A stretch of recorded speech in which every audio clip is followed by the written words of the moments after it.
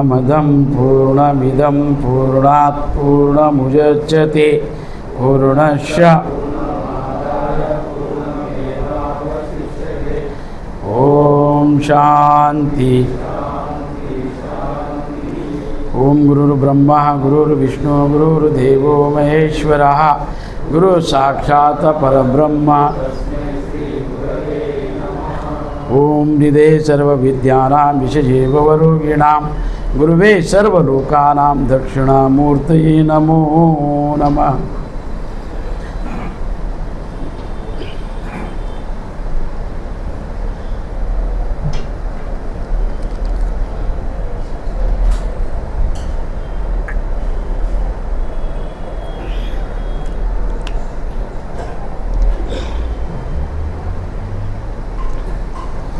आरूढ़ ज्योति जगत ज्योति जगत सिद्धौर स्वामी जी को अभिवंदन करते हुए प्रातः स्मरणीय श्रद्धेय वंदे आदरणीय सदगुरु भीमाशंकर स्वामी जी को तत्स्वरूपी भगवतान सरस्वती महास्वामी जी को अभिवंदन करते हुए परमात्मा स्वरूपगण गुरु गीता में कल शिव जी ने बताया कि जो शिष्य है गुरु को ओकार के में या तू में इस शब्द से बोलता है तो वो ब्रह्म राक्षस बनता है। तो ऐसे कल के विषय में गुरुं त्वा कृत्यम कृत्य गुरु सन्निधा भाषणम आरण्य निर्जले देशे भवे वेदः ब्रह्म राक्षसा।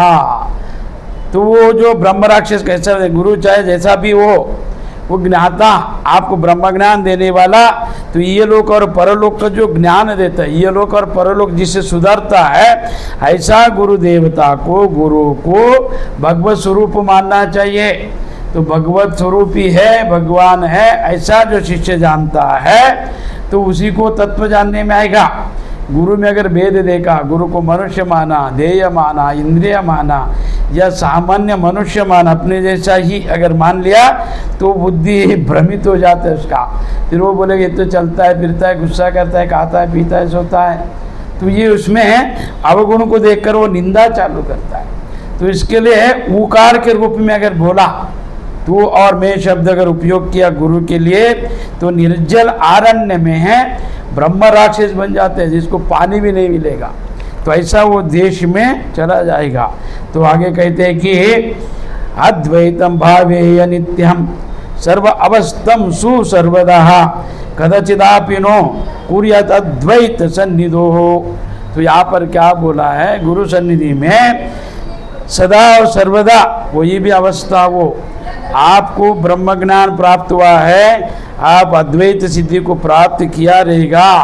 मगर सब अद्वैत दृष्टि से जानो, अद्वैत को मानो, अद्वैत दृष्टि से देखो। मगर गुरु को अपने से भिन्न, श्रेष्ठ और सदा ईश्वर स्वरूप ऐसा भावना करना चाहिए। ऐसा नहीं किया कदाचित्तापिनो कुर्या द्वैतम गुरु सन्निधो, तो मैं अलग गुरु अलग गुरुदेव है, मैं शिष्य हूँ, मैं साधक हूँ, ऐसा भावना करना चाहिए। अगर ऐसा भावना नहीं किया तो क्या होगा। दृश्यम विस्मृतम पर्यंतः कुर्याद गुरुपादार्चनम तदृश्यैव कैवल्यम न चाह त्वतिरेकेन। तो यहाँ पर क्या बोला है, जब तक ये दृश्य प्रपंच है, ये दृश्य प्रपंच जब तक विस्मृति नहीं होता, ये ध्येय नहीं चला जाता, तब तक ध्येय है। आप गुरु किया है तब से ध्येय है, तब तक मृत्यु होने तक, मरने तक। तो गुरु का पादुका का ही ध्यान और गुरु मंत्र का ध्यान। ध्यान मूलम गुरुर्मूर्ति, पूज मूलम गुरुर्पादम, मंत्र मूलम गुरुर्वाक्यम।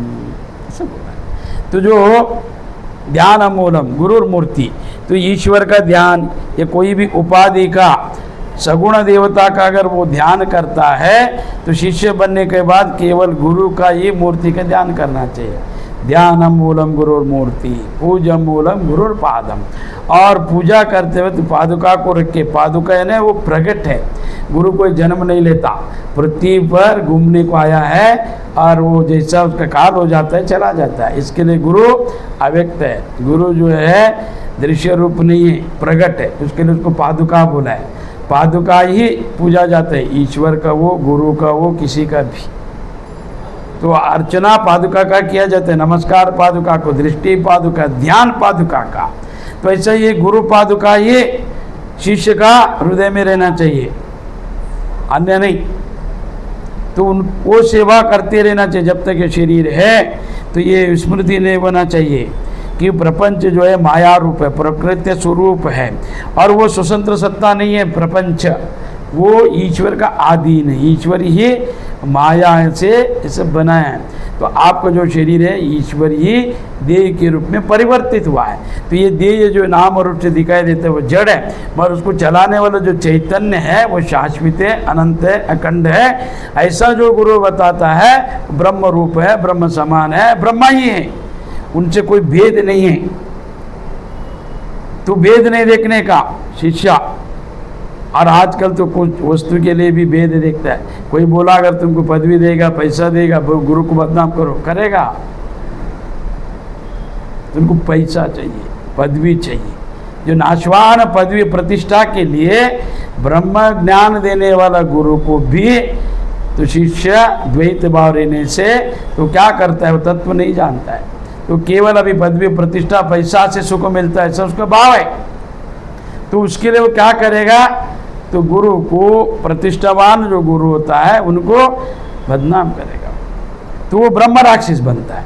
तो उसको जीवन में कोई सुख नहीं प्राप्त होता है, तो कोई भी सुख, ये लोक और परलोक दोनों भी उसको बिगाड़ जाता है। तो इसके लिए ये पार्वती दृश्य विस्मृति पर्यंतः, जब तक ये जगत दिखाई दे रहा है, ये दिखने में नहीं आएगा तब तक, जब जिंदा देखेगा ना, जो आदमी जीवित है वही दृश्य को देखता है, वही जानता है। तो जब तक प्राण नहीं जाते शरीर से तब तक गुरुपादार्चनम तदृश्य सेवया कैवल्यम न चाह तदैव तिरेकिणः। जब दृश्य प्रपंच का विस्मृति ना हो, भूल न जाए, तब तक गुरु चरण को पकड़ते रहना चाहिए और पूजा अर्चना करना चाहिए। ऐसा करने वाले को ये कैवल्य पदवी प्राप्त होता है। कैवल्य ने मोक्ष, तो अंतिम अवस्था तो पूर्णत्व का प्राप्ति होता है कि पूर्ण होकर ही मरो। ये बिस्तर में जन्म लेना, बिस्तर में करना, खाने पीते वक्त मरना, ये सब नहीं चाहिए। वो पशु पक्षी भी मरता है, तो कैवल्य में ही मरना चाहिए, कैवल्य में ही जियो, और कैवल्य ही तुम्हारा स्वरूप है, कैवल्य में जीने का सीखो। तो गुरु कैवल्य पदवी देता है, कैवल्य में जीना सिखाता है। कैवल्य आपका स्वरूप है, उसको प्राप्त करो। मरने से पहले कैवल्य को और प्राप्त किया, यह जन्म सार्थक हो जाएगा। तुमने मनुष्य जन्म लिया, तुम उद्धार हो गया। अगर मनुष्य जन्म लेकर भी तुमने अध्यात्म में प्रवेश करके दान धर्म क्रिया आदि सब किया है, मगर लोभ से, काम से, इच्छा से किया रहेगा, तो मोक्ष कैवल्य पदवी का अनुभव नहीं हुआ। अनुभूति है वो, कोई वस्तु नहीं, पदार्थ नहीं देने के लिए। तो मरण के समय अनुभूति होना चाहिए, शिवो केवलो हम, मैं शिव हूँ। ऐसा भावना से अगर प्राण छोड़ा तो प्राप्ति है। अगर इसके विपरीत करने वाले को ये नहीं होता है। तो ये जो कैवल्य पद में जियो, कैवल्य आपका स्वरूप है, ये प्रपंच आपका स्वरूप नहीं है, आप नहीं है, सब ये पकड़ा है। और वो वस्तु है, जड़ पदार्थ है, कोई वस्तु के पीछे भाग रहे आप, वस्तु आपका नहीं है। ये वस्तु में सुख है, ऐसा भावना है, भ्रांति है। तो जो भी सुख दुख का अनुभूति होता है, अच्छा बुरा का, वो सब मन में होता है, और मन आप में है। तो आपका देह में अंतकरण है, मन बुद्धि चित्त, और आपके देह में वो चैतन्य है जो मन बुद्धि चित्त अहंकार को प्रकाशित करता है। वो आपका स्वरूप है, वो आनंद स्वरूप है, वो सुखमय स्वरूप है, वो अखंडमय स्वरूप है, वो अनंत है। तो वैसा स्वरूप को जोड़कर क्षणिक पदार्थ के लिए क्षणिक सुख मिलने वाला है, शाश्वत सुख नहीं। और वो मरने तक चाहिए। सुबह भोजन किया, फिर दोपहर में, फिर सायंकाल, जन्म से मरने तक भोजन भोजन भोजन, अभिषेक, निद्रा, बस यही बातचीत। कौन क्या कर रहा है, किधर जा रहे हैं, क्या लेन देन हमसे, दूसरे का सुन के क्या मिलने वाला है, कुछ भी नहीं। क्यों उनको जानकारी चाहिए, क्यों? क्या आप कौन पुलिस है, सीबीआई नहीं, तो क्यों चाहिए उसे जानकारी? तो आप ब्रह्म का जानकारी करो।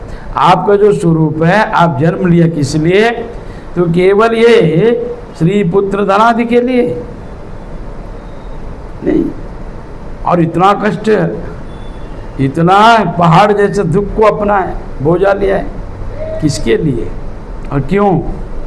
तो इसके लिए पार्वती ये दृश्यमय जगत जो है वो बांसता है, उसको आकर्षण करता है। फिर वो पदार्थ के पीछे भाग रहा है।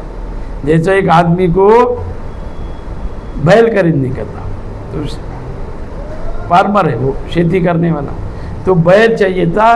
बाजार में गया, बैल लिया, 1 लाख रुपए का, रस्सी से बांध के चला। और सब जाते हुए देखा लोग, बोला बैल कितना अच्छा है, कितना में 1 लाख में खरीदा, 1 लाख में खरीदा। फिर एक बुद्धिमान जी भी आया, वो बोला आप है ना ये पकड़ के इसको बांध के लेके जा रहे हैं, आप इसका अधीन है कि वो आपका अधीन है? बोला ऐसा नहीं, मैं उसके पीछे नहीं, वो मेरे पीछे है। बोला मैं खरीदा है, मैं मालिक है। बोले देखो रुको, रस्सी खोलो। बोला रस्सी खोलने के बाद बैल भागा, तो ये भी उसके पीछे भागा। तो कौन किसके पीछे है? पदार्थ जब खरीदने के बाद वो अपना वर्चस्व, मालिक, अधिकारी जमाता है। तो माली बनना चाहिए, मालिक नहीं। माली अगर बना तो गार्डन सुंदर रहेगा, मालिक बना गार्डन बना ही नहीं सकते, कुचल जाएगा वो फूल को। कि मालिक में एक अभिमान रहता है, आमत्व, कर्तृत्व का बोध। कर्ता भोक्ता जीव है।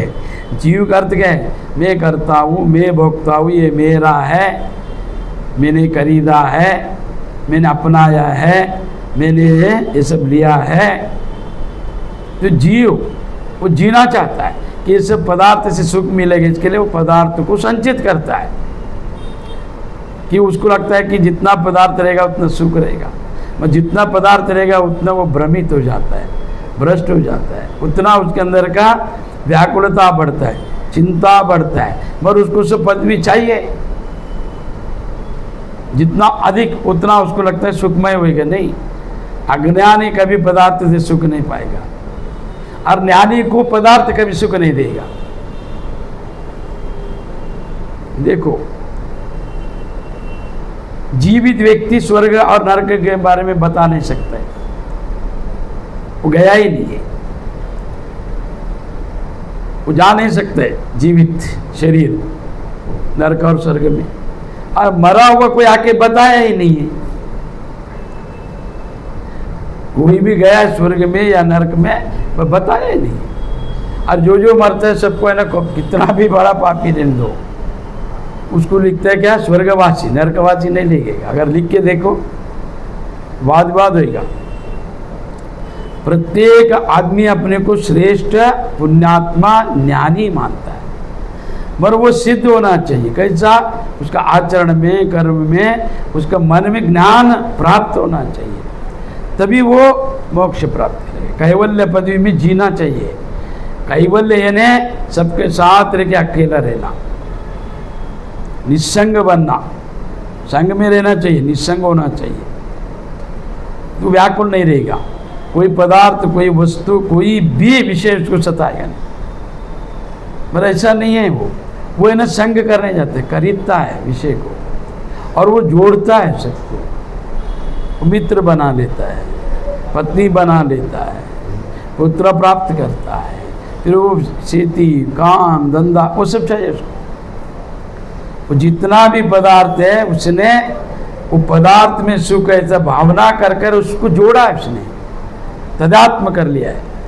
जैसे वो आदमी बैल लिया, खरीदा, रस्सी से बांधा और अपना मालिक हक जता है कि मैं मालिक हूँ।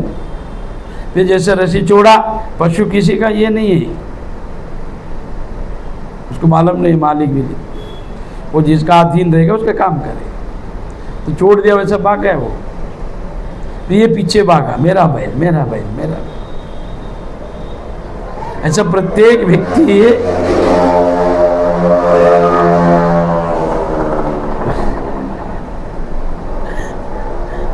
पदार्थ के पीछे भागता है। पदार्थ क्या है? तो दृश्य रूप है, दृश्य विस्मृता पर्यंता।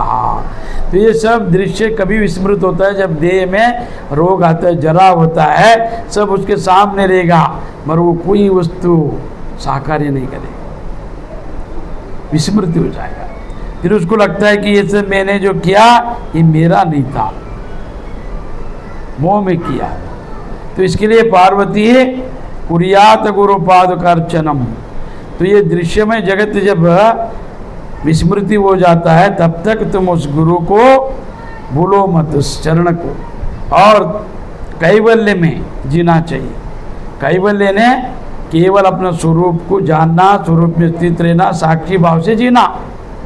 साक्षी भाव, साक्षी भाव से जो भी क्रिया किया, वो भोजन कर रहे तो वो अक्रिया बन जाएगा, विषय कर रहे अक्रिया बन जाएगा, सुन रहे अकर्ता बन जाएगा। तो वैसा जीना चाहिए। तो वैसा जो जी गया उसका नाम है कैवल्यम। तो कैवल्य में जियो, संसार में नहीं। और संसार में कोई जिया नहीं है, और संसार किसी को जीने नहीं देगा।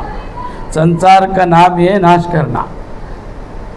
संसार तिथि, संसार जो नाश करता है उसका नाम है संसार। जो नित्य क्षीण होते जा रहा है, शरीर जन्मा फिर वैसा ही नहीं है जैसे बालक था, फिर उसका अवस्था बदलते गया, बाल अवस्था से युवा, फिर की युवावस्था में आया, फिर वृद्धावस्था में, फिर जरा, फिर वो दिखाई देता है। नित्य जो क्षीण होता है उसका नाम है संसार, जो शाश्वत नहीं है। तो संसार में कोई जिएगा नहीं, और अध्यात्म में कोई मरेगा नहीं। अध्यात्म अमर बनाता है, संसार मृत्यु देता है। मगर वो मृत्यु को ये अपना रहे, दौड़ रहे मृत्यु को। नित्य नित्य क्षीण हो रहे आयुष्य, मगर उसे पता नहीं कब जाएगा, पता नहीं। मगर वो दीक्षा लेने के विचार करेगा, मगर अविचार के लिए विचार नहीं करेगा। जब पाप करना है, ये गलत काम करना है, तब विचार नहीं करेगा। पुण्य करते वक्त सब व्यक्ति सोचता है अच्छा काम, दीक्षा लेना है नहीं, पूजा करना है कि नहीं, सत्कार्य करने के लिए सोचना है, बुरा कार्य करने के लिए विचार करो, किसी से मार्गदर्शन लो। पर बुरा छुपा के करता है, उसको लगता है किसी को पता नहीं चलना चाहिए, किसी को पता नहीं चलेगा। जगत में ऐसा कुछ भी नहीं है। अभी तो मीडिया है, तत्क्षण मालूम हो जाएगा। तो इसके लिए तो जगत में कोई छुपा नहीं है। समुद्र को छुपाए नहीं, आकाश को छुपाए नहीं है, पृथ्वी को छुपाता नहीं है, सब स्पष्ट है। मनुष्य छुपाता है। मनुष्य को लगता है कोई नहीं देखेगा, कोई नहीं जाना है, ऐसा कुछ भी नहीं है। ईश्वर स्पष्ट है, पारदर्शी है, शाश्वत है, और शुद्ध है, बुद्ध है, नित्य मुक्त है। प्रकृति उसका मंदिर है, कोई छुपाया नहीं उसे। आकाश में सूर्य, नक्षत्र, चंद्र, वायुमंडल, फिर जल में जितना भी जीव राशि है, अनंत जीव राशि है, बड़ा बड़ा, उसको छिपाया नहीं उसे। नभ में, जल में, तल में कुछ भी छिपाया नहीं। और मनुष्य इतना छोटा बुद्धि, छोटा कर्म और इतना छोटा मन में छिपाता है। उसको लगता है बहुत होशियार है, नहीं। तो इसके लिए पार्वती कैवल न चाहा तदा तिरे के। तो उसको जो ये विपरीत आचरण करने वाला है, तो वो आदमी छुपाएगा, वो कैवल्य में नहीं जिएगा, संसार में जिएगा। वो ब्रह्म है, अज्ञानवश्य वो मनुष्य जगत को सत्य मानता है, वो ब्रह्म मात्र है। ज्ञान अवस्था में जब साधक की उस परम चैतन्य का बोध हो जाता है, तो ज्ञान अवस्था में परम चैतन्य समाधि का जो बोध होता है उसे, तो ये प्रकृति मिथ्यत्व का ज्ञान हो जाता है। ये प्रकृति जो है विकृति रूप है और मिथ्य है, ऐसे वो जानने में आता है। मिथ्य ने जो झूठ है उसको मैं सत्य माना। अब ये शरीर जन्म से मरने तक उसको लालन पोषण करता है, अनेक चीज उसको खिलाता है पिलाता है, हर चीज उसको अलंकार करता है, वस्त्र, अच्छा दिखने का, अच्छा बोलने का, ये सब करता है। जब प्राण जाते वक्त उसे पता चलता है कि शरीर में नहीं और मेरा नहीं, तब उसे लेट हो जाता है। अंत काले फिर स्मृति आ जाता है, अरे बहुत लेट किया। शरीर मेरा ने कभी बोध होता है जब प्राण चला जाता है उसके, और वो अंतिम समय कुछ भी नहीं कर सकते, बोल भी नहीं सकता है, बचा भी नहीं सकता है। तो ये मैं अपना है इसको, ये मेरा नहीं था, मैंने इसको अपना माना, मगर सत्य है ये मेरा नहीं है। जो मेरा नहीं मैं अपना माना उसका नाम है मिथ्या। और जगत में किसी का घर नहीं है, कोई घर नहीं बना सकता है, मठ मंदिर बना नहीं सकता है, वो सब बना के वो जाएगा, शाश्वत नहीं है। जगत में जो जो पदार्थ वस्तु बनाता है, वो महल रहने दो, मठ मंदिर, घर, बंगला, गाड़ी, ये सब क्या है, शाश्वत नहीं, वो सब छोड़ के ही जाना। तो इसके लिए पार्वती जब तक ये दृश्य नगरी है, दृश्य दिखाई देता है, तो उससे तभी तक, मरने तक ये विस्मृति, ये अंधे का न बने, मतलब ये दिखाई देते तब तक। जब ये तुम्हारा लय हो गया तो कोई मोक्ष नहीं मिलता है। तो इसके लिए मरने तक, यहाँ पर बोलने का तात्पर्य क्या है, दृश्य विस्मृति पर्यंत, जो दिखाई देता है उसको देख रहा है, तुम जीवित है, तो मरने के बाद देखेगा नहीं, सुनेगा नहीं, तब तक गुरु चरण नहीं छोड़ना चाहिए। और ये प्रारब्ध जन्म से होता है, जिसका जितना प्रारब्ध उतना उसका सेवा। वो गुरु के सन्निधि में जीवित गुरु का सेवा सब नहीं कर सकता है, याद रखो। ये भार्य का पुत्रों का सेवा क्यों कर रहे, जेल रहे हो, किसी को सुख नहीं है, सब झूठ है, सब काली क्या है। संसार में, प्रपंच में समाज ने एक नियम बनाया, उसको लेकर चल रहा है, खर्चा किया है, तो भार्या पत्रिका बांटा है, बुलाया है, भगवान किया है, तो संतति उत्पत्ति किया है, तो उसका परिवार चलाना है। देखो दो प्रकार का है। अज्ञानी क्या सोचता है कि अपना वंशावली, अपना जो वंश वृक्ष को बढ़ाने के लिए, मतलब वो भी अमर बनना चाहता है, मरने के बाद भी उसका पोता, उसका बेटा उसका नाम ले, तो इसके लिए संसार में वो बांधता है। ये शरीर दो करता है, भोग से तुम्हारा जैसे एक शरीर बनाएगा, और योग से परमात्मा बन जाएगा। संसार दो ही, शरीर दो काम करते हैं। खलु धर्म साधनम, ये शरीर ही है पाप और पुण्य करने वाला, ये शरीर है भोग और योग को जानने वाला। तो अगर वो जान लिया योग से परमात्मा बनेगा, और नहीं जाना तो विषय करके शरीर जैसे एक शरीर बनाएगा। पर वो शरीर कैसा रहना चाहिए कि ये प्राकृतिक और एक यज्ञ है, ऐसा समझकर ध्यान ज्ञान से उत्तम संतति उत्पत्ति कर सकता है। फिर वो कलेक्टर, ज्ञानी, क्षत्रिय, वीर, शूर बनेगा। अगर वो व्यक्ति कल्मश है, क्रोध है, लोभ है, मोह है, तो उसका जा 10 गुना उसमें आएगा बेटे, उसी का ही प्रतिरोध वही बन गया है। वो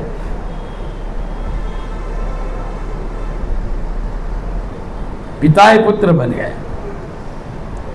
पर उसका जितना गुण है उसके अंदर आ जाते 10% पूरा 10।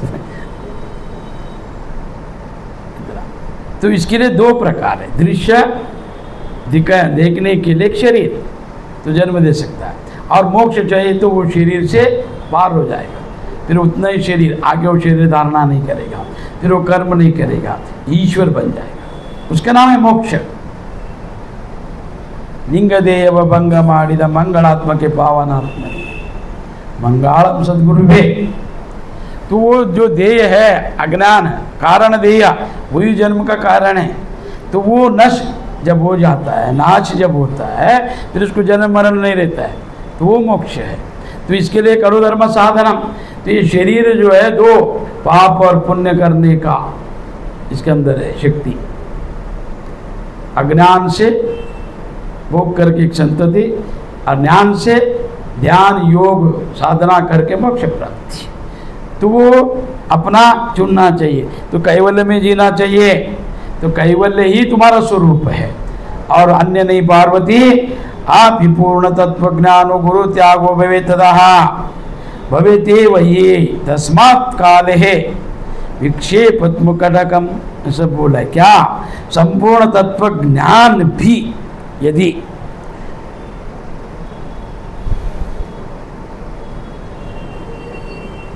देखो संपूर्ण तत्व ज्ञान प्राप्त हुआ है, तुमको पूर्णत्व प्राप्त हुआ है, मगर वो गुरु का त्याग कर दे तो वो गुरु का त्याग करते हैं। मैं भी गुरु बने, मेरे को भी वो मठाधिपति अलग एक आश्रम बनाया गया, वो छोड़ो तुम तत्वज्ञानी लोग। ज्योतिष सीखने के बाद, योग सीखने के बाद या आयुर्वेदिक सीखने के बाद, भौतिक है सब, पर उसे धन मिलता है। ये कर्मकांड सीखने के बाद वो गुरु को छोड़ देता है। तत्वज्ञान तो दूर है, उसको लगता है नहीं मेरे को भी पूजा पाठ आता है, मेरे को भी अभी ज्योतिष आता है, वास्तुशास्त्र आता है, आयुर्वेदिक आता है, तो ये सब तो दिखा सकता है। ये सूत्र है, इसको देकर आप पैसा ले सकता है। ज्ञान असूत्र है, वो पकड़ नहीं सकते।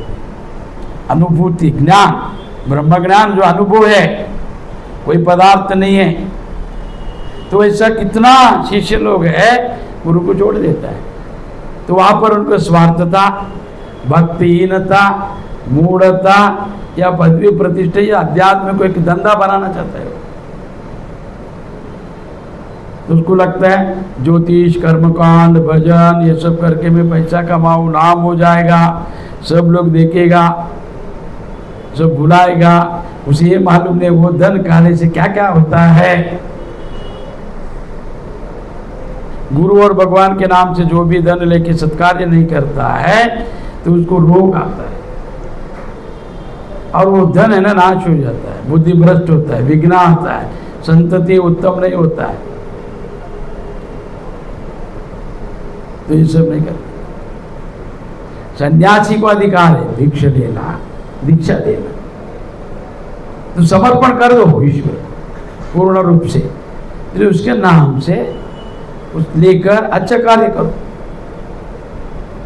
ये देखो कुएं में ना बेंडुक भी रहता है, तो कुएं में तो जल पिएगा ना, तो कितना पिएगा बेंडुक?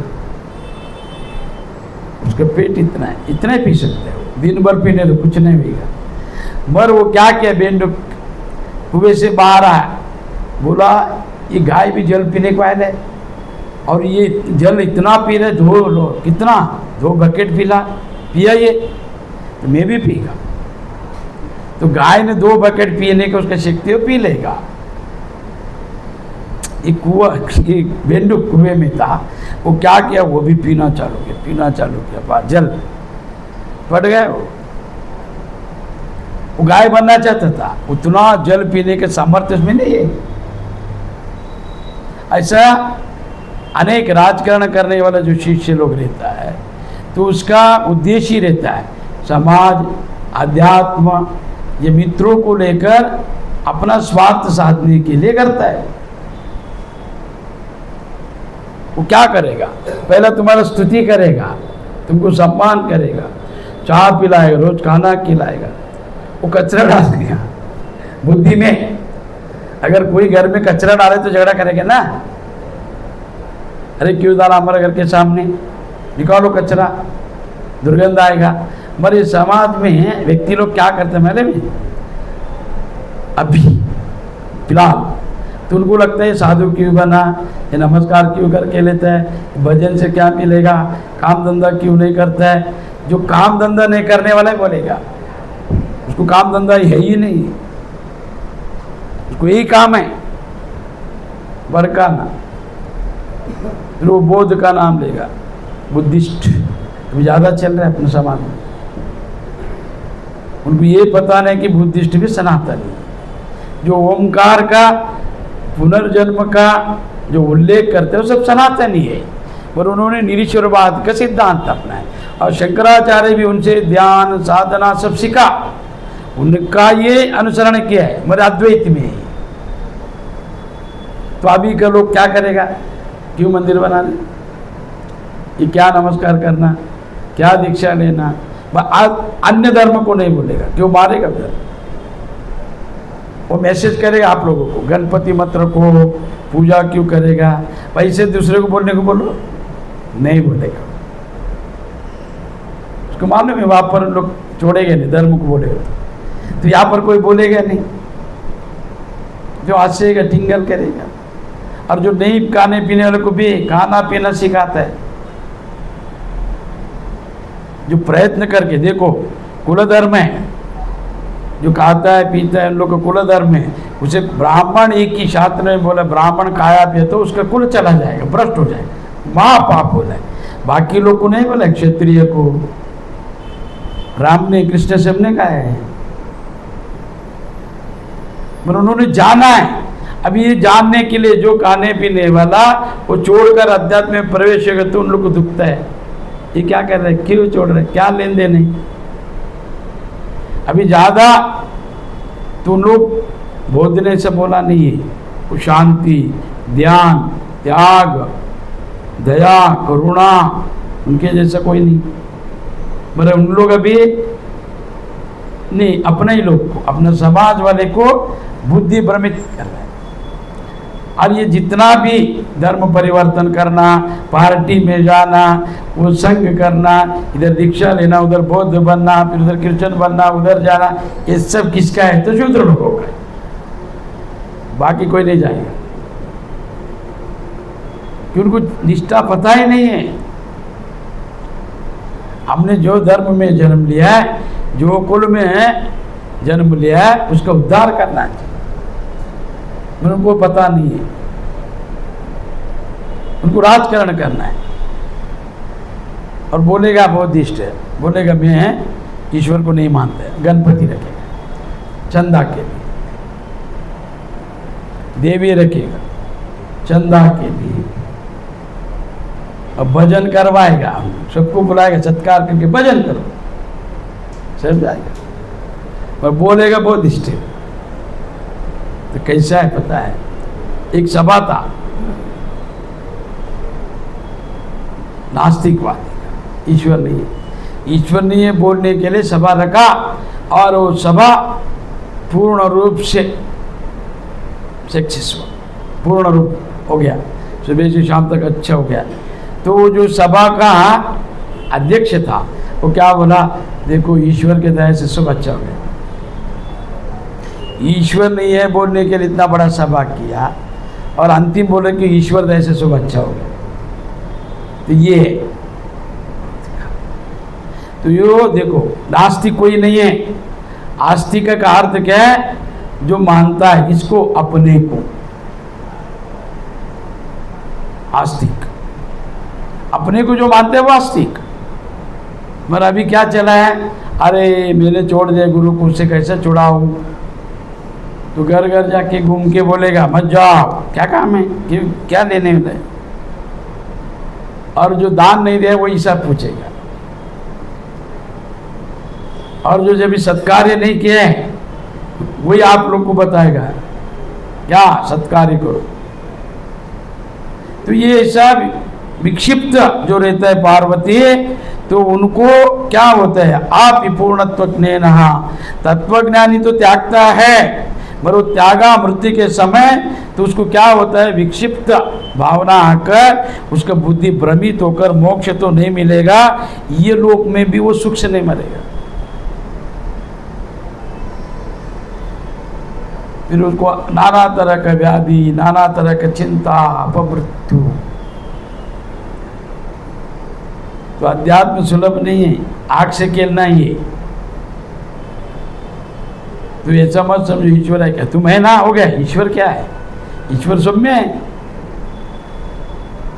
तुम है, हो गया। तो इसके लिए ये पार्वती तो गुरु निंदा कभी नहीं करना चाहिए। गुरु सती स्वयं देवी पारेशतुम कदाचन उपदेशम नैव कुर्यात् तदा चंद्रक्षमो भवेत्। तो बोला है कि जैसा ये देवी, ये उमा, ये महेश्वरी गुरु के रहने पर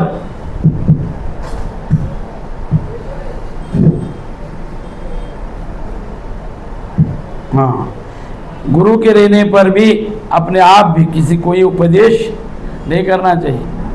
गुरु जब बोलता है कि तुम योग्य है, तुमको मैंने आशीर्वाद दिया है, तो तुम अभी अधिकारी है, तो तुम अभी उपदेश करो, दीक्षा दो, तो देना चाहिए। अभी देखो एक लड़का पैदा हुआ है तो उसको बचपन में शादी करेगा? नहीं, तो जब योग्य है तभी उसका विवाह करेगा ना। ऐसा गुरु योग्यता को देख के अधिकार देगा। मगर उसको क्या लगता है, ये गुरु को पैर पड़ता है, धन देता है, पूजा करता है, तो अपन भी बन जाएगा, तो बिना पूछे उपदेश कर देता है। कोई कोई है ऐसा। तो परम गुरुदेव कहते थे कि ये नकली नोट है, नकली नोट, गवर्नर का सिग्नेचर नहीं है, चल रहा है तो उसकी कीमत नहीं है। ऐसा बहुत बना है कि उनको 4 बुक पढ़ने के बाद प्रवचन करने को मिलता है। तो मैं वेदांत परिषद कराता था, अन्य स्वामी लोगों को बुलाकर रहना, खाना पीना, दक्षिणा, ठीक है वो संन्यास है, बड़ा है, विद्वत है, तो वो स्तुति करते थे कितना अच्छा कार्यधारा में हो रहा है। मगर यहाँ के लोग को नाम डालता था, मैं बिठा लेता था, तो उनको ऐसा लगता था हम ही जगत को। मैंने बंद किया, नहीं चाहिए। लोग कभी बुलाया ना मुझे, मैंने अब सबको बुलाया। तो इतना ईर्ष्या रखने वाला ब्रह्म ज्ञानी हो सकता है? जिसने गुरु का सेवा नहीं किया है, जिसने कभी त्याग नहीं किया है, तो वो दीक्षा दे रहे हैं। किसको किसको बना रहे हैं?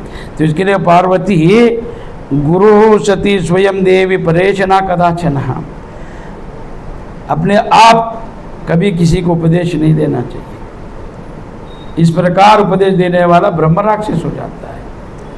शिव जी पार्वती से कह रहा है कि देवी, गुरु के पास रहने पर कुछ सामान्य शिष्टाचार नियमों को पालन करना चाहिए, तो उनको पालन करना चाहिए गुरु के पास रहेगा। तो अभी के तो मोबाइल तो पालन क्या, वो सब भूल जा रहे हैं। मोबाइल शिष्टाचार सब बुला रहे हो, तो प्रवचन माने के समय मोबाइल नहीं बंद करेगा और मैसेज करेगा, तो गुरु से केवल मुखदर्शन है, वो मैसेज करेगा, वो दूसरे से बोलता रहता है। तो गुरु को लगता है कि शिष्य परमा भक्तिवान है, वही भक्ति व्यक्ति नहीं है, इसमें मैसेज चल रहा है। हाँ, तो अवेलन आए, तो शिष्टाचार रहना चाहिए। अपन जहाँ पर आया है वो परम देव है, ऐसा मानने वाला शिष्य ही तो गुरु को मनुष्य रूप में नहीं देखेगा, देवता मानेगा। नहीं, फिर वो शिष्टाचार नहीं रहते, अपने आप दीक्षा देगा, पैर पड़ के लेगा, दक्षिणा लेगा, तो वो रोगी बनेगा और रोगी बन के मर जाता है। तो इसके लिए उसे नहीं करना चाहिए। बनो, अधिकार है शिष्य को गुरु बनने का, तो कभी तो गुरु सेवा करो, सत्कार्य करो, गुरु का परंपरा बढ़ाओ और उनका अनुसार वेदांत का श्रवण करो। तो वेदांत और भजन जो अध्यात्म है, जो प्रचार करने के लिए वेदांत है, दूसरा नहीं है। और अन्य गुप्त विद्या वो तुम्हारा उपयोग के लिए, प्रयोग के लिए, वो सीखो, रक्षणा के लिए। फिर उसके बाद दीक्षा दो, सबको अधिकार है। शिष्य ही गुरु बनेगा, उत्तम शिष्य रहना चाहिए वो। मगर अदम शिष्य है तो गुरु के सामने दीक्षा देगा, तो इसके लिए ऐसा नहीं करने का पार्वती। ऐसा नहीं।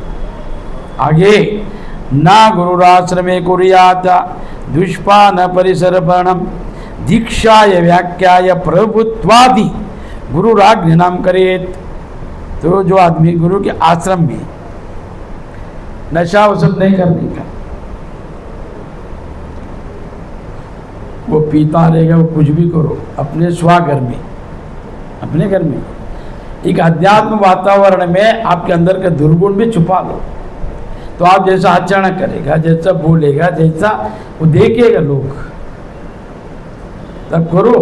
तो कुछ लेन देन नहीं है, पर वहाँ पर नहीं पीने का। गुरु के सामने पीना, गुरु आश्रम में पीना, परिसर में पीना, गुरु के घर में पीना, या पी के आना, तो वो सब पाप है,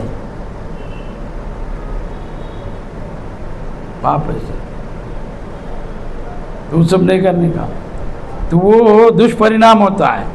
परिसर्पण दीक्षाय व्याख्याय प्रभुत्वादि गुरुराज्ञा नाम करिए। दीक्षा देना, तो बिना गुरु का आज्ञा के दीक्षा देना, व्याख्यान करना, तो उसको लगता है कि मेरे को भी ज़्यादा आता है, मैं भी बोलेगा। आपको गुरु से भी ज़्यादा आता रहेगा, पर बोलना नहीं चाहिए। कि जगत गुरु लोग का प्रवचन सुना मैंने, एक श्लोक को गुरु जब बोलता है तो कुछ भी व्याख्यान करने दो, उसका खंडन नहीं करता है दूसरा शिष्य।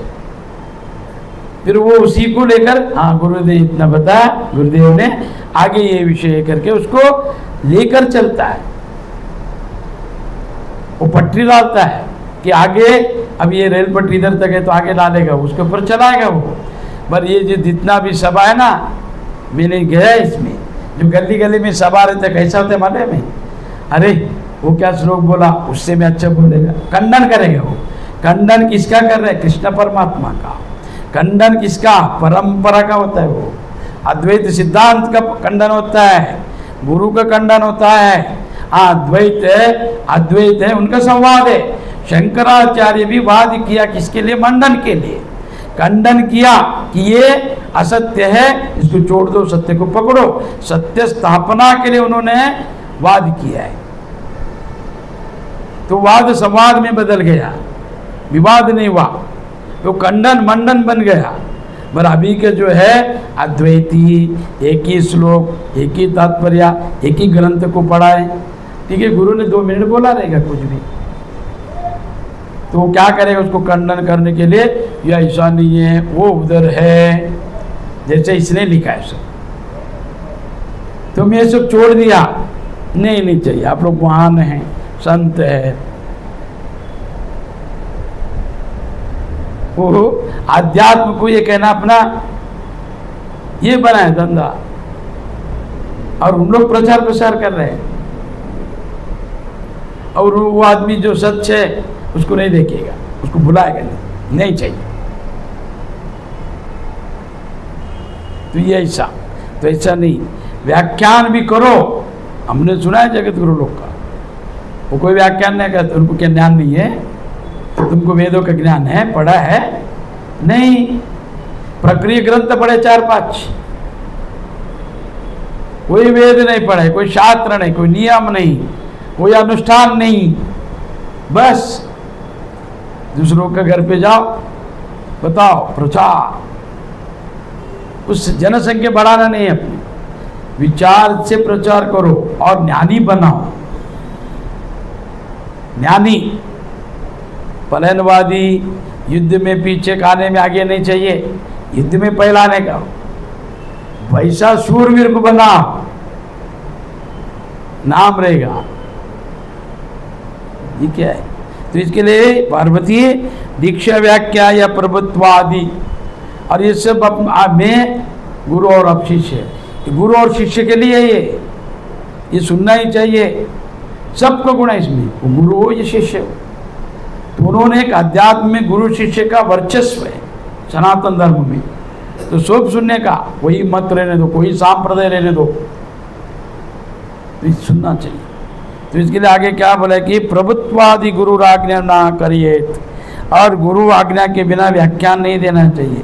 अपना प्रभुत्व दिखाना नहीं चाहिए कि मैं ज्ञानी हूँ, मुझे बहुत कुछ मालूम है, मैं इनसे भी ज़्यादा जानता हूँ। ऐसा अपना प्रतिष्ठा, प्रभुत्व नहीं दिखाना चाहिए गुरु के सामने, तो गुरु का अवहेलना होता है। वो तो दीक्षा लिया है, राजनीति में गया है, नगर सेवक नहीं बना, एमएलए नहीं बना, उनके पीछे घूमने से वो क्या सोचता है, मैं भी एमएलए बन गया। फिर वो गुरु के बगल में आके बैठेगा, बैठा है ऐसा लोग, उसको ये पता नहीं अब नहीं बैठना चाहिए, मेरा गुरु है वहाँ पर, मैं नहीं, उनको प्रतिष्ठा चाहिए, प्रतिष्ठा।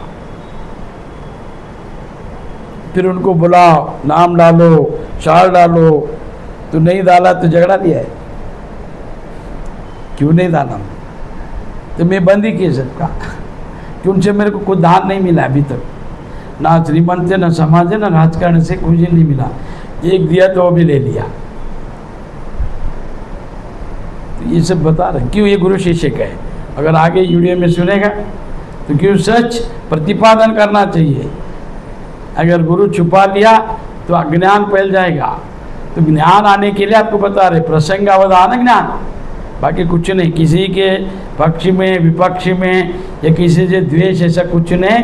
जो शिष्यों में द्वेष के कारण है, यहाँ पर एक आधार है श्लोक, उसके ऊपर बता रहा हूँ, मेरा किसी लेन देन नहीं है।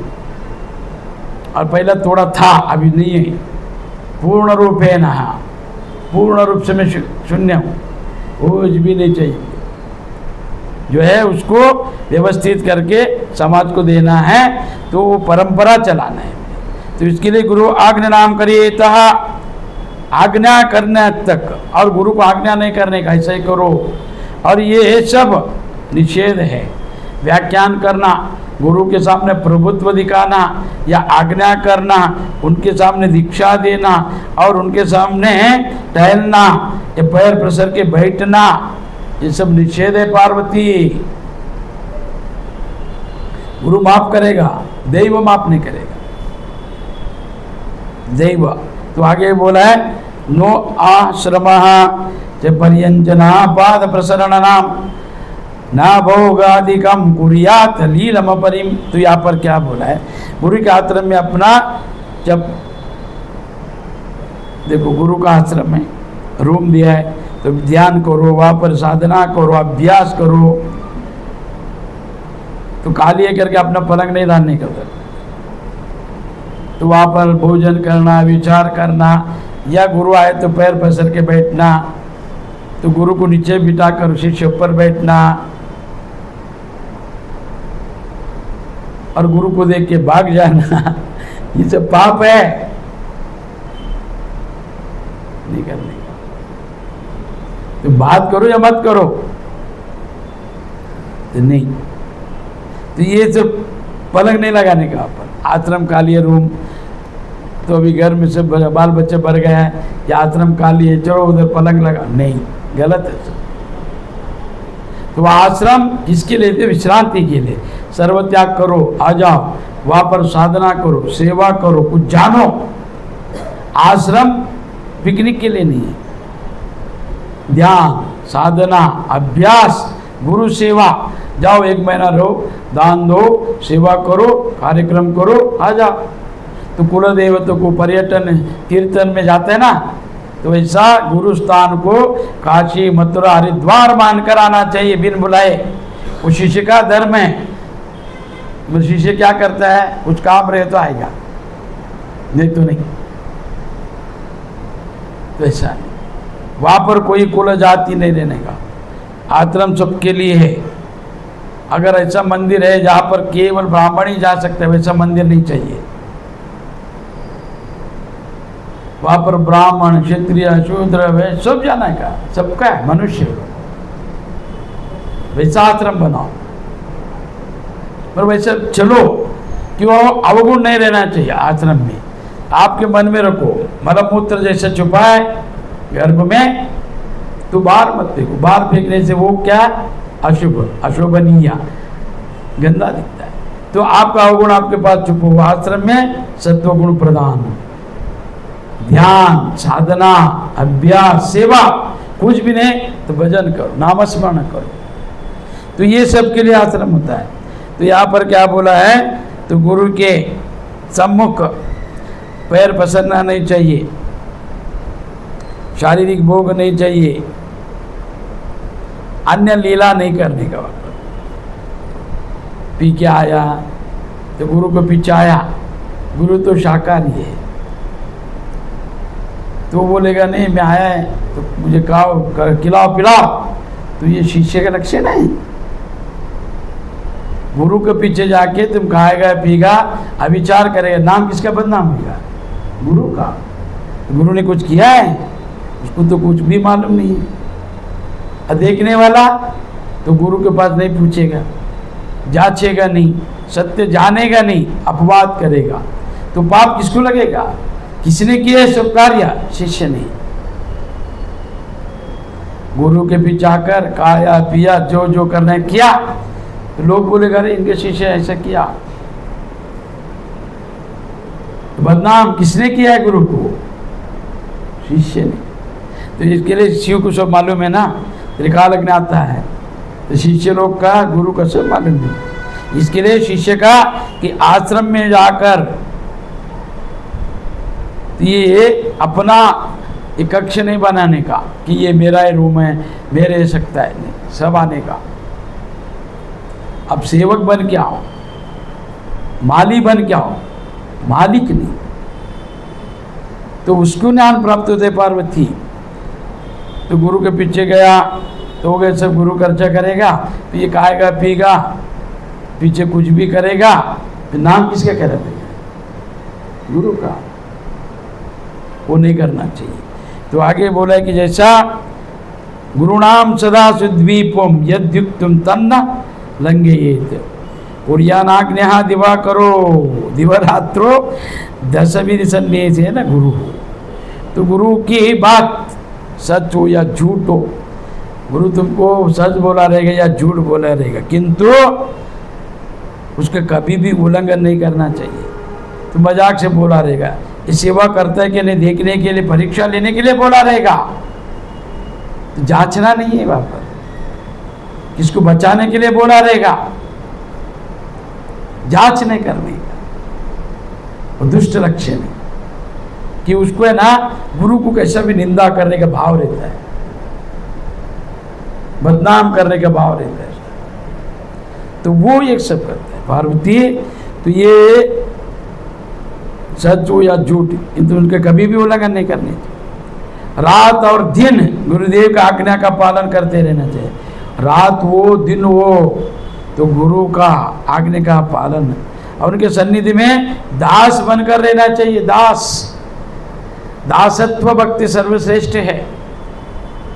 दास, दास ने उनका कोई अपना कुछ भी कर नहीं है कर्तव्य, केवल गुरु के प्रति कर्तव्य है। जैसे अनुमान, दास भक्त में सर्वश्रेष्ठ कौन है? तो अनुमान, दूसरा नहीं है। तो उनका तो क्या कहना, ईश्वर अंश है, 11वां रुद्र शिव ही अनुमान बनकर, मारुति बनकर राम का परम पट्ट शिष्य बना। तो माता सीता जानकी और राम तो अंतापुर में जब रहते थे, अंतापुर यानी प्राइवेट बेडरूम, तो हनुमान द्वार पे बैठकर रक्षणा करता था, द्वार पे बैठकर। उतना घनिष्ठ संबंध था, कोई कलमश नहीं। तो सीता देवी से भाग भरा सिंदूर लेकर पूछा हनुमान ने, माता अभी क्या क्यों लगा रहे? बोला राम को प्रिय और राम आयुष्य बढ़ने दो, राम सतत मुझे प्रसन्न रहे मेरे ऊपर, तो इसके लिए मैं लगाता है सिंदूर। तो उतना सुन के क्या किया, आप इतना लगाता है, तो उन्होंने जाकर एक घूनी भर सिंदूर अपने ऊपर डाल लिया, सिंदूर, कि मेरा राम मेरा गुरु संतोष आरोग्यवान अच्छा है।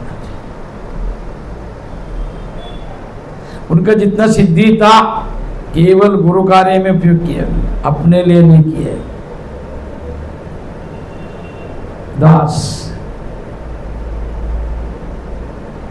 राम को लंका जलाया, रावण को नहीं मार सकते क्या? और उन्होंने राम को वचन दिया था, राम से ही मरवाना है। सीता ने बोला तुम मत मार, तो जला जा, मेरे पति के लिए क्या। तो ऐसा उन्होंने गुरु कार्य, गुरु माना, उनको दैव माना, सर्वस्व माना। तो वो दास जिसके पास अष्ट सिद्धि नवनिधि तो उसका उपयोग किसके लिए किया है? सत्कार्य के लिए, गुरु कार्य के लिए। अभी के पास किसके पास धन है, गुरु पूछेगा करो, नहीं करेगा। अभी का जो शिष्य है ये कलिकाल में, तो उनको क्या लगता है धन वो जो भी उसके लिए होना चाहिए, किसी के लिए नहीं। वो माता पिता को नहीं देगा, गुरु को क्या देगा? कुछ भी नहीं देगा। माता पिता को ही नहीं देखेगा तो गुरु वीर को तो दूर है, उससे बहुत दूर है। तो इसके लिए ऐसा अपेक्षा नहीं करने का। अपेक्षा किया दुख होगा। अपेक्षा जिस पे रखा, वो गुरु हो, शिष्य हो, भगवान हो, कोई भी हो, माँ बाप हो, कोई भी, अपेक्षा अगर रखा तो दुख हो जाएगा। नहीं रखने,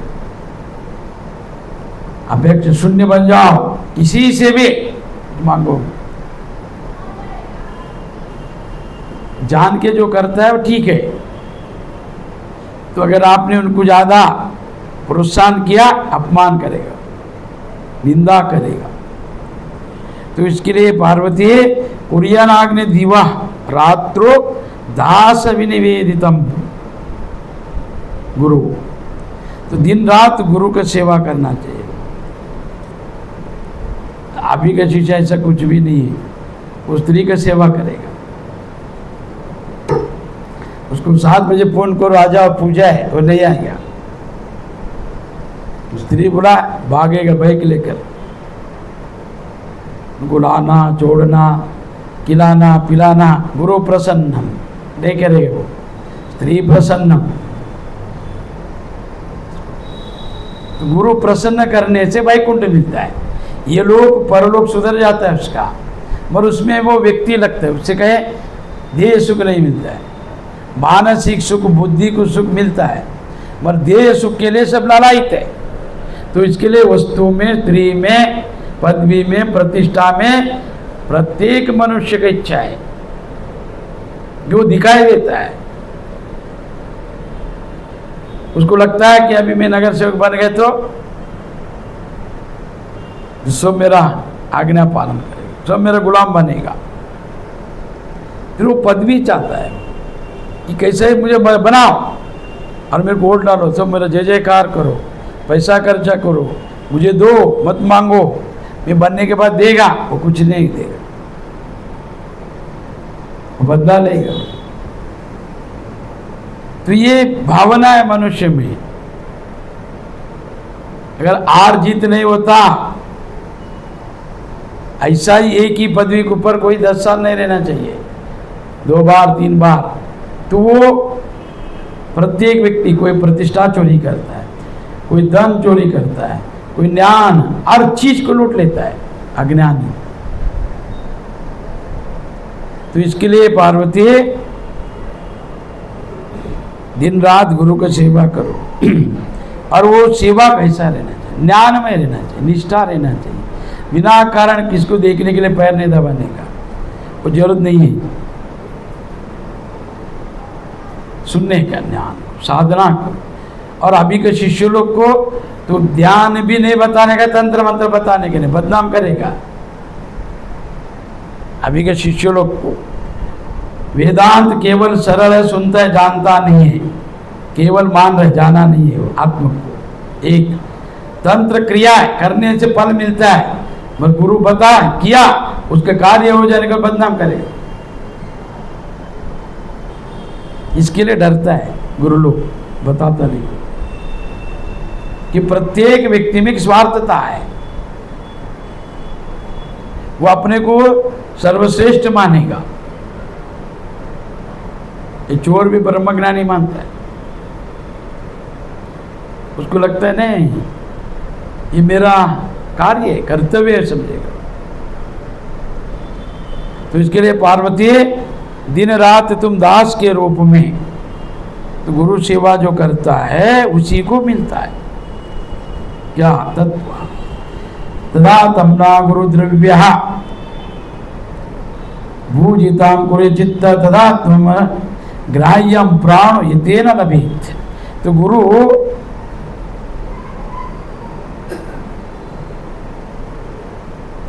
गुरु है ना, जो भी देता है प्रसाद के रूप में देता है।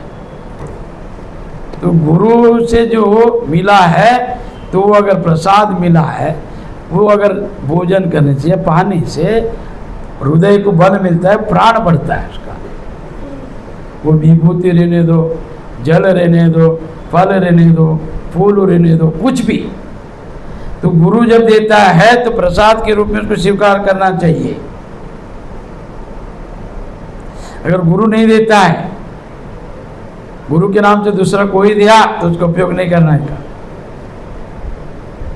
गुरु स्पर्श आना चाहिए।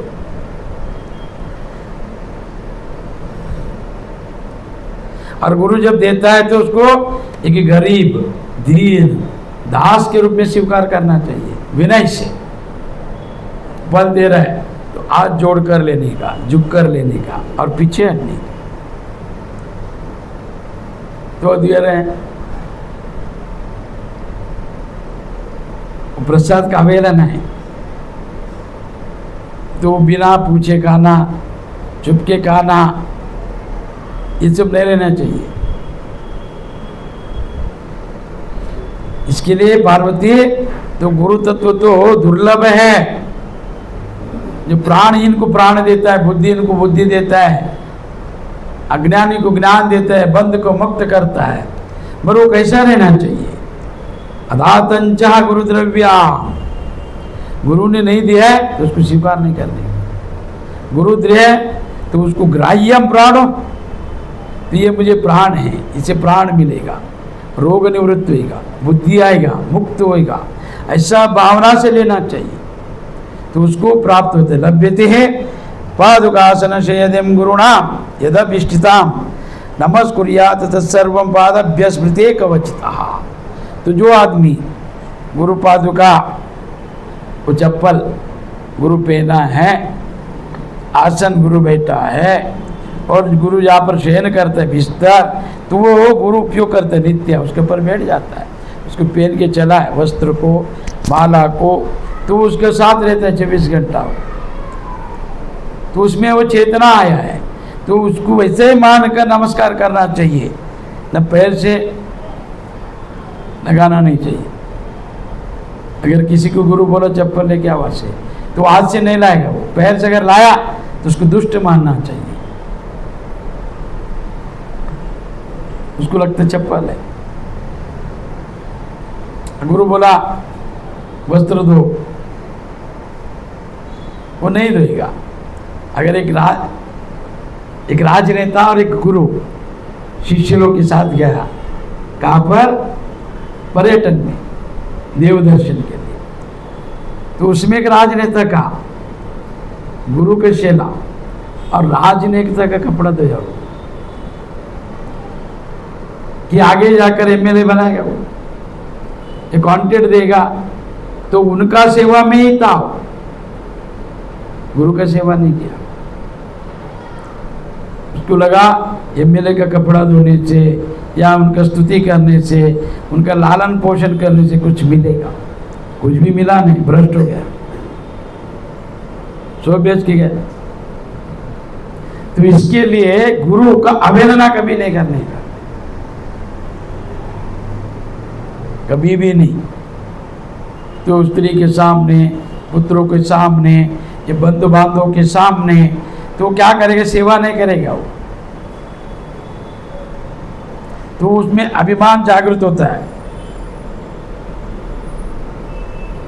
तो प्रत्येक आदमी अपना पुत्र या पत्नी के सामने वर्चस्व दिखाता है। तो आश्रम में, गुरु सन्निधि में वो सब नहीं चलते है, तो वहां पर समान रूप से सेवा करनी। तो ये पादुका, आसन, बिस्तर जो कुछ भी है, गुरु उपयोग में आता है वो सब, तो उसको पैर से कभी भी दिखाना, ये लकड़ी से लेना या ऐसा लेके फेंकना, ये मन में खिन्नता भाव लाना, तो वो सब पाप है पार्वती। तो उसको नमस्कार करना चाहिए। तो वो तो पैर से कभी भी नहीं दिखाने का, ईश्वर का वस्तु और गुरु का समान समझना चाहिए कि मूर्ति जो है पत्थर का बोलता नहीं है, आप पे एक हंसता है कि ये भगवान है, पर वो चलता फिरता भगवान है, उसका मन है, बुद्धि है। तो अगर मन उसके किन्न हो गया, मन में से सोचा, आधा क्षण में सर्वनाश हो जाता है। ये जो ध्यान करता है, जिसने त्याग किया है, मनोबुद्धि का निग्रह किया है, उसको तुम जाना ही नहीं मन को। केवल बहिरंग वस्तु को देखकर तुम अपना कल्पना करके एक सृष्टि बनाकर तुम ब्रह्मज्ञानी बनने के लिए गुरु का अपमान करता है। और वो जो ध्यान किया है, निग्रह किया है, तपस्या किया है, त्याग किया है, उनका एक भी मन अगर दुख गया तो सर्वनाश। इसके लिए पार्वती स्पर्शेन क्वचितः गच्छत पटोत गच्छात गुरु गच्छेना लंघ्यते नो बाणम ध्यानद्विषम नालंकार तो लबनम। तो जो आदमी चलते हुए गुरुदेव के पीछे चलना चाहिए कि गुरु को धक्का मार के आगे जाना, तो गुरु को घर पे बुलाकर सत्कार्य करते टूटा फूटा वस्तु देना, बचा हुआ खाना देना, तो ये सब गलत है। मत करो, है नहीं तो मत करो, कुछ जरूरत नहीं। नहीं लोग कर रहे हैं इसके लिए करो, ऐसा नहीं। किसी को दिखाने के लिए पाद पूजा नहीं होता है। वो गुरु को ईश्वर मानकर, जैसे ईश्वर अपना गणपति जब आता है तो घर शुद्धि करता है, उसको बिठाते हैं, 2 टाइम पूजा आरती नैवेद्य दिखाता है, भजन करता है, श्रद्धा से नमस्कार करते हैं, फिर विसर्जन करते हैं। उनसे भी 10 गुना ज़्यादा समझकर तो गुरु को जब लेके जाता है तो बस सब भेड़ बाजा और सब ऐश्वर्य प्रसन्न भाव से करना चाहिए, तो 100 गुना फल मिलेगा। नहीं सब किया मैं भी करेगा, चलो बुलाओ कंटाल के, या कुछ भी नहीं होता है, ऐसा सोच कर तुम्हारे घर में कोई मानता नहीं, तुम्हारा पुत्र पत्नी गुरु को नहीं मानते, मत बुलाओ, अवेलना हो जाएगा। तुम दीक्षा लिए तुम पैर पड़ो, तुम उनके अंदर श्रद्धा ही नहीं है, तो मानने को तैयार नहीं। वहाँ पर लेके जाके तुम पूजा किया तो पत्नी पुत्र नमस्कार नहीं किया, भाई नमस्कार नहीं किया, बंधु बांधव नहीं किया, तो अपमान है वो गुरु का। वो सब मत करो, वो जरूरत नहीं है, पाप लगेगा। पहला गुरु का तुम्हारा परिवार में बताओ, जो देखा नहीं भगवान को तो लाके रखता है घर में, फोटो पूजा करते हैं, उसका अपमान होता नहीं ना। तो गुरु साक्षात है, चलता फिरता, तो उनको बुलाकर अपमान नहीं करने का। भोजन आदि सब गुरु जो कहता है वही देने का। तो उनके सामने ये जैसा पार्वती पीछे चलना चाहिए गुरु का, उनको परिचय को भी पैर नहीं लगना चाहिए, उल्लंघन नहीं करने का। अब गुरु के समक्ष वेशभूषा आभूषण और अपना बड़ापन अपना वर्चस्व नहीं करना चाहिए पार्वती, उसे पाप लगता है। ऐसा आज इतना ही। जय जय गुरु मंगलम पार्वती पति शिवराम।